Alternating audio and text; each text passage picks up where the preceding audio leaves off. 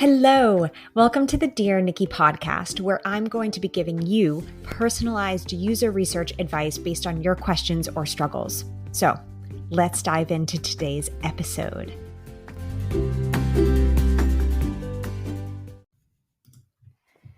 Hello. Happy 2023. I'm so glad to be back. So glad to be talking to you. I hope that you had a wonderful time off if you were able to take some time, if you were celebrating something. I hope that you enjoyed your celebrations. I hope that you relaxed, took some time for yourself. So important to do stuff like that. I'm so here for that because taking time for yourself makes you a better researcher, makes you a better colleague, makes you a happier person. At least that's what I found out. So really excited. I'm back in the UK, back home. I was in the United States visiting my parents for the Christmas holiday, and they moved to South Carolina, I don't know, 2.5 years ago. It's very different from Boston, which is where I'm originally from. And, when they moved, I was like, okay, I love Boston, so it was hard for me to let go of Boston. But I was like, all right, well, it'll be warm when I go and visit you. No, it was not warm. It was minus 12 degrees Celsius, which is, I don't even know what that is, like 4 degrees Fahrenheit or something. No, it wouldn't be. It would be 20 or 20s or teens in Fahrenheit. I've been converted to a Celsius person now. And I can do the math, but it takes me some time. And I wouldn't want to spend 30 minutes trying to do math for you on this podcast episode. But it was very cold. Our pipes froze because, hey, it's South Carolina. Nobody was looking for very cold weather like that. So our pipes froze for a few days. But then it was back in the 20s. A few days later, we were out in t-shirts, which is like, I guess, 70s for Fahrenheit, within the scope of Fahrenheit. So 20s and 70s, which was very interesting. It's a bit of a whiplash. But anyway, I had all my favorite America stuff. I went to Trader Joe's, went to Chipotle, had some goldfish. They don't have goldfish in the UK. My husband was very surprised about goldfish. He had never had goldfish before. So we ate a lot of goldfish. And yeah, just generally really, really nice break, but so happy to be back. So happy to be with you again, answering your questions, getting to know you, and so excited for this year ahead. Who knows what 2023 will bring, but I know it will bring good things. So let's get started then. Our first question of our new year, so our first question of 2023 is about service mapping workshops. So the question was, how do you go and conduct a service mapping workshop? So what are some best practices, some tips and tricks? How would you approach a service mapping workshop? And I am really here for this. Really glad that this is the first question that I'm answering in 2023 because I love workshops. Workshops are, I believe, one of the biggest foundations of a user researcher, because without workshops, we don't collaborate as much. So workshops allow us to collaborate with our stakeholders. They allow us to bring people together. They allow people's perspectives to come together. They allow for ideation, innovation, invigoration. 3 I's there. So I love workshops, and I'm very, very excited to talk about service mapping workshops and how I approach them. But before I dive into the whole workshop kind of arena, what I want to do is clarify what service mapping means to me and how it might differ from other mapping exercises. Because as I've said before, in the user research space, in the UX space, even in the product space, we like to use a lot of different words for the same thing, or a lot of different phrases that might mean the same thing or might mean something slightly different. And everybody kind of combines them and uses them differently. So it can be really hard to keep these things straight and to understand when one person means one thing, another person means another thing. So shared understanding. Workshops are great for shared understanding too, just plugging workshops. So in that sense, for me, service mapping, I think of service blueprint. So what is a service blueprint? Essentially, that is a combination of what customers are experiencing end to end on your platform or product. So this works for B2B and B2C, right? So it's what customers are doing, thinking, experiencing, feeling their needs, their goals, their pain points, right? On your platform or on your product. And then, because that sounds like you're like, oh, this is a customer journey map, but it's a layer deeper than a customer journey map because it shows the back of house. What's the back of house? It's what you're doing. It's what your company is doing during all of those stages that your customers are interacting with you. Right. So to me, that is what a service blueprint is. It shows the front of house, what the customer is doing and going through, and the back of house, which is what your organization is doing as well as what the customer is doing goes forward. So that is the difference for me. Like customer journey map just looks at the customer.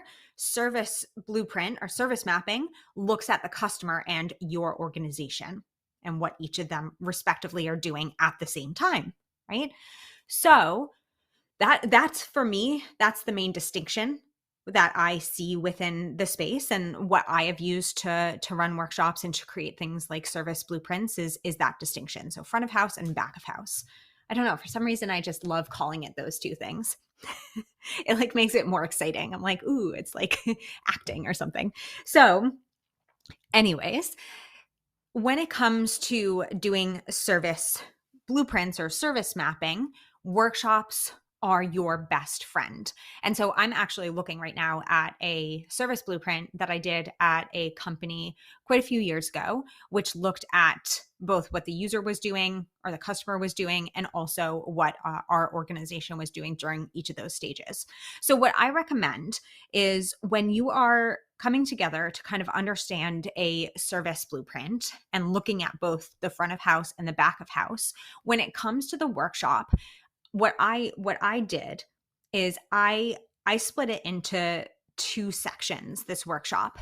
So the first one was actually looking at the customer journey map. So what is the customer doing within the scope of your product or platform? And then the second part of that workshop was looking at the back of house. So what are we doing as an organization when it comes to like that customer journey map? So each of the stages that we defined, what are we doing as a company? Who is doing it? Who's involved? How are we feeling? Right? So that being said, that's how I that was my initial approach. So my manager had come to me and quite a few people were like, we need a service blueprint because the customer journey map, we felt like it wasn't enough because some of the pain points that our customers were going through had to do with our company and our organization and how our organization worked. So that's why we added in this extra layer of a service blueprint. So we wanted to look, yes, at the customer journey, but we also wanted to understand what we were doing and how then we could improve internally. So that was the big goal when it came to doing this service blueprint. And the reason that we did that versus just a customer journey map. So when my manager came to me and I decided on that approach of splitting up the customer journey map as part one and the back of house is part two of the service blueprint, I focused first on the customer journey because what I didn't want to do is a big part of customer journeys is stages, right? You come up with the stages that your customers or users go through within your platform or your product. And that is very much focused on the customer and what they're experiencing and what they're going through.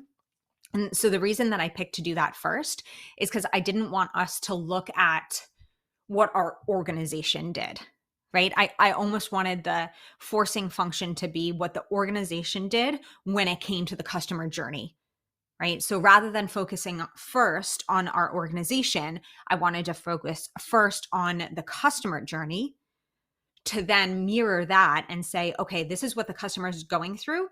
What are we doing or not doing, right? And the reason that I did that, one, is to be customer centric, and two, because what we figured out ultimately is during some steps of the customer journey, we just weren't there. So if I had started with our organization and what our organization did first, we would have potentially missed really big stages when it came to the customer journey. Right. And we would have had to add them in retrospectively, and it gets a bit messy. I did that once, so I won't make that mistake again. So part one, customer journey, right? So when it comes to workshops, and I'm going to go a little bit broad on this because a lot of these best practices work across any kind of workshop that you're doing. But when it comes to workshops, there are two big things that you have to think about before you even start creating the workshop, inviting people, whatever, right? The goal and outcome of the workshop and the most immediate necessary people that you need in there to achieve the goal and the outcome that you have set, right? So those are the two things that you need to think of before you start designing kind of any workshop, before you're like, what activities? Because the goal and outcome and the people who are there will help you determine the rest of the workshop successfully. So when it comes to a customer journey workshop, your goal is essentially to understand the journey that the customer goes through, the end-to-end journey. You could narrow the scope and say during a particular time in their journey, but I'm talking about a service blueprint, which is always quite broad. So it's the end-to-end journey, generally speaking. So you're looking to understand the end-to-end journey that a user is going through. So what are the stages involved? What are the goals involved for each of those stages? What are the tasks that are involved for each of those stages? What are the pain points involved for each of those stages? And then who's involved? Because, and I didn't use this at first because I did more B2C work at one point. So way back in the beginning of my career, I did start officially as a B2B user researcher, but I did freelance work before and it was B2C work. So I was always focused on one person. But if you're in a complex, potentially B2C product or B2B product, the people who might be looking at and researching your software, let's say for like a B2B product, might not be the people who are ultimately like using it and renewing it. So within each stage, identifying who those people are that are part of that stage. So that's what your goal is to understand that information. And the outcome is essentially to come up with a prototype of this, right? So at the end of your workshop, you should have a rough outline of that customer journey that either you already have all the information for, so you don't need to validate, like you've done the research, it's all clear, you're using the research to create this customer journey. That's one way to go about it. So then like that then becomes more finalized. Or two, you haven't done any research and this is like a prototype of a journey that you then need to go and validate, right? Separately within research. But the outcome of that workshop is to create that outline, right? So you have your stages, you have your goals, you have your tasks, you have your pain points, you have your people. Another thing you can add, time frame for each of these stages, right? So, right, we got that customer journey part in terms of goal and outcome. And then I would have you think, who do you need to invite to achieve that goal and outcome? So who has the information that's most important for you to achieve that goal and outcome at the end, right? And invite those people. Generally speaking, I don't like workshops that are over like 12 or 15 people because it starts to get unruly and it's hard to facilitate that many people. So I would recommend thinking about what 10 people are the most important to put into this workshop. If you have 20 important people, then do two of this first part. So split it up into two and then combine the outcome from each of the workshops. So those are the most important parts in setting up a successful workshop. So again, the goal, the outcome, and then who you're going to invite that will help you achieve that goal and that outcome. Now, when it comes to actually approaching the workshop, the best thing that I have kind of done with these workshops is kind of starting from scratch and having a big whiteboard or a big Miro board, depending on if you're in person or remote, and you start with the stages and we say, all together, let's brainstorm these stages. And you could either do it where it's divergently, where you all think about the stages and almost map it out separately and then come together and discuss them and see what the overlap is.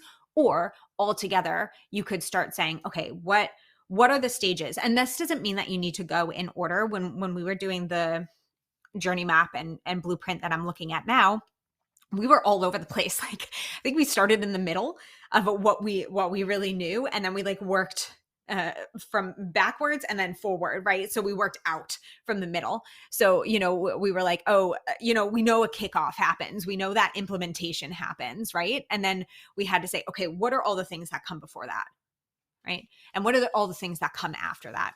So what we did is we took that and we brainstormed the different stages. And then, as I said, we went through each stage and we identified the goal, the task, the pain points, and the people. We also did time, because time was very important within our B2B product, right? So we thought about, what are all of the goals that people are trying to achieve? What are the tasks that they're doing? Who is trying to do these tasks and achieve these goals? And what's the time? So very, very easy here is there were two main stages in the beginning of our particular journey map and blueprint. So the first one was identifying needs. So somebody at the company that we are thinking about had to sit down and say, I think we need a software that does this, right? We need this because we're trying to achieve these goals. Right. So that is a goal that somebody was thinking about. That's a stage. And within that goal, they're like, okay, or within that stage. So we have the stage of identifying needs. They're like, we need to increase, our engagement within our platform. So we need a software that allows us to do that. Right. And then they're going, and their task is kind of just looking through and saying, oh yeah, we're really not, this isn't working for us. What we're doing right now isn't working for us. We have different things that we need to explore. And then the next step in this stage was research and education. And this is a very common part of most journey maps, is the person is researching different solutions, right? And their goal is to find the best and most cost effective and scalable and suitable solution. Right. And so they're looking at other solutions, and they're comparing them, and they're maybe, reading about reviews or other people's experiences, talking to other people, maybe doing demos. Right. So again, we have these stages, and now we're coming up with these goals, tasks, pain points, the people involved. And as I said, we did time.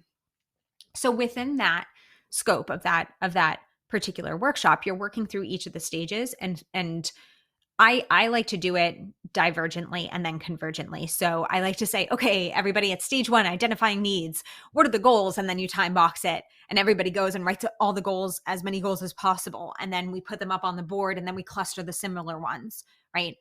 And then we say, okay, what are the tasks? Everybody writes as many as possible. We go to the board, we cluster the similar ones and discuss it. So it's quite a long process. For this, we had, how many stages am I looking at? 1, 2, 3, 4, 5, 6, 7, 8, 9, 10, 11, 12, 13, 14 stages. You might not have that many. We had quite a few stages. So this was a full day workshop. This was an 8-hour workshop. You might be able to get away with 4 hours, but what I would recommend doing here is going through all those stages, identifying all of them, feeling good about those stages, and then coming up with the goal, task, pain points, people, and time, or whatever else might be necessary for you within each of those stages. And I like to do divergent to convergent work. So again, for identifying needs, what are all the goals? And then, everybody writes it down separately and then puts it on the board, and then we discuss it, right?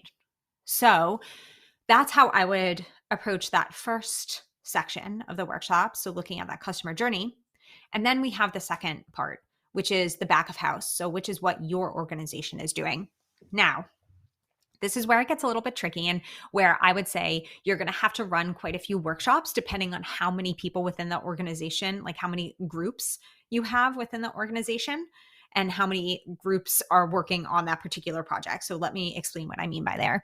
So what we did within this service blueprint is we thought about, okay, what are all of the departments that are essentially working on our product? So we looked at sales, marketing, account management, product, and solutions architects, right? And also customer support, right?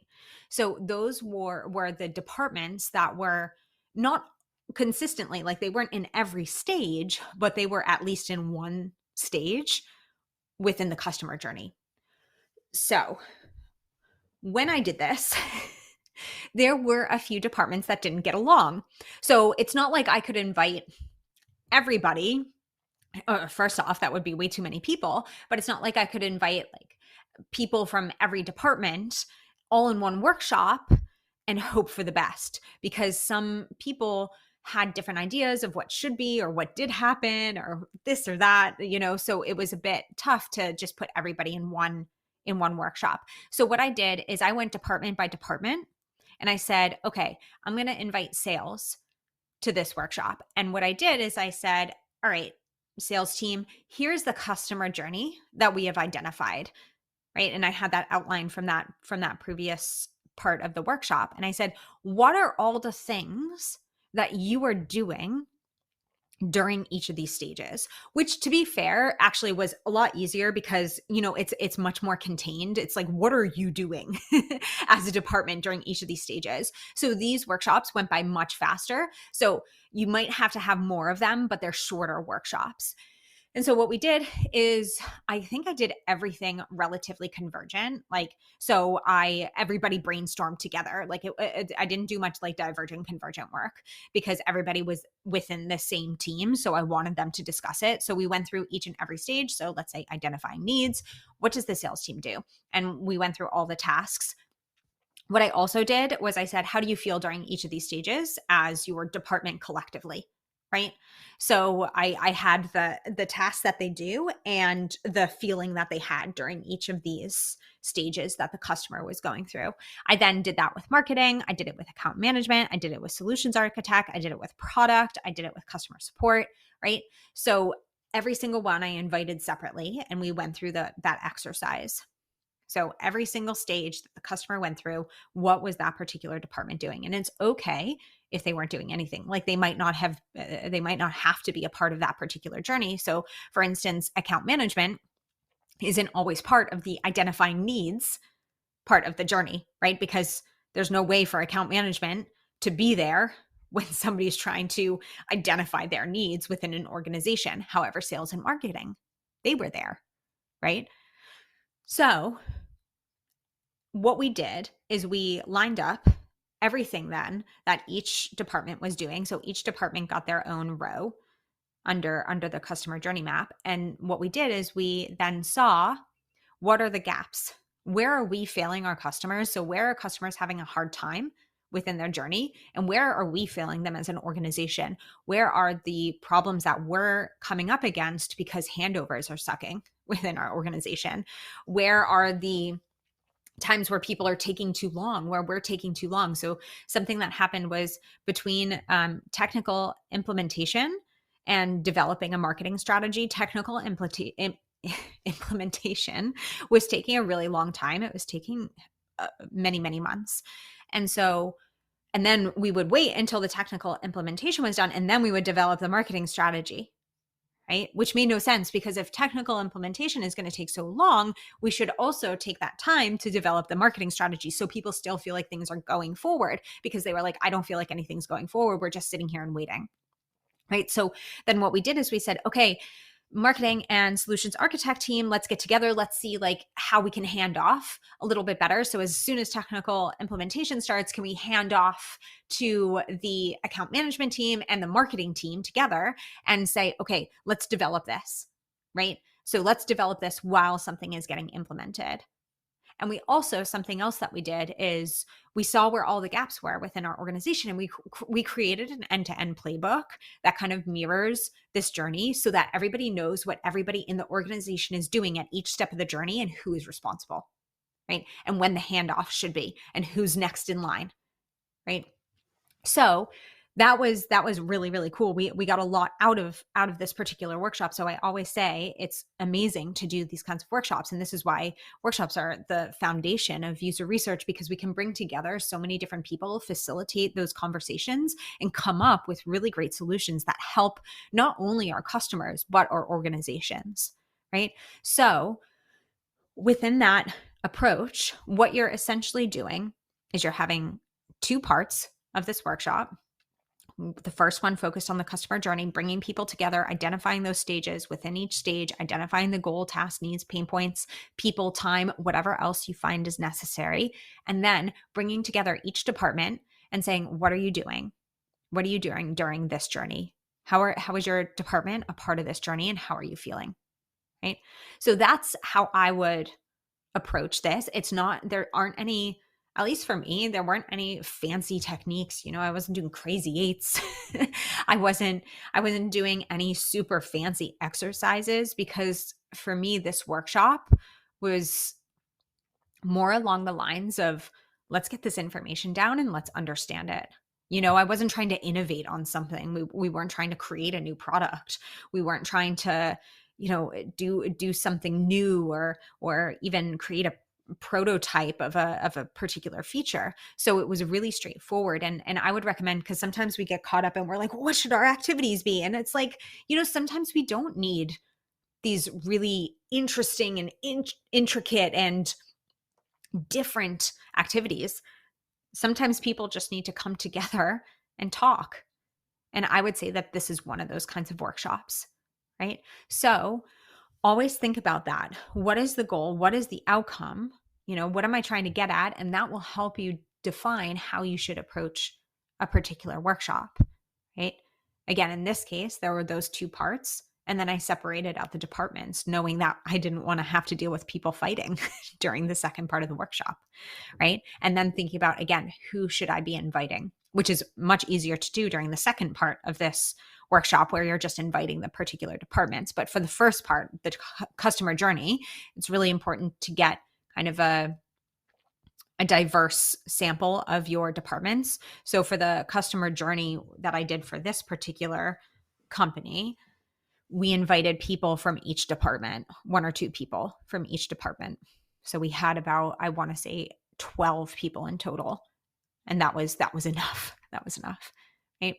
So I hope that this is helpful when it comes to service blueprints and what they are, thinking about creating them and creating a workshop based on those. I would say keep it simple, especially for something like this, because there's a lot of information and it's a long workshop. So keep it as simple as possible.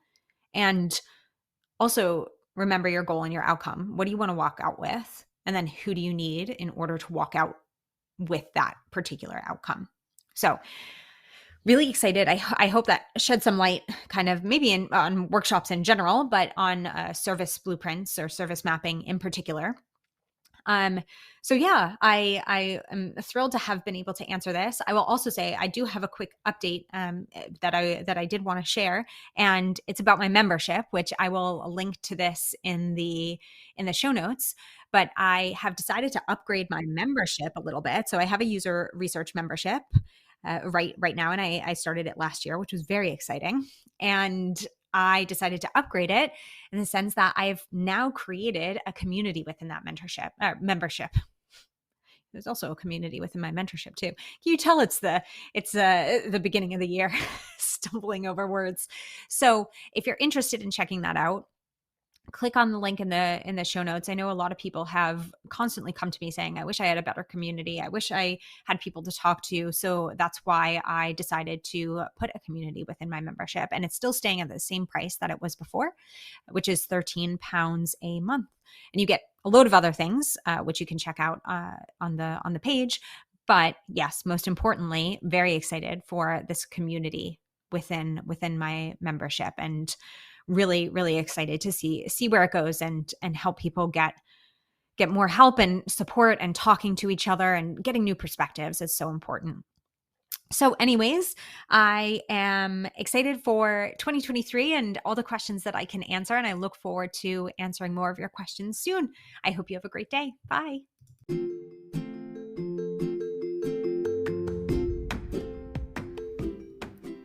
Thanks again for listening. Don't forget to hit subscribe and submit your next question. And I look forward to talking to you all soon. Bye.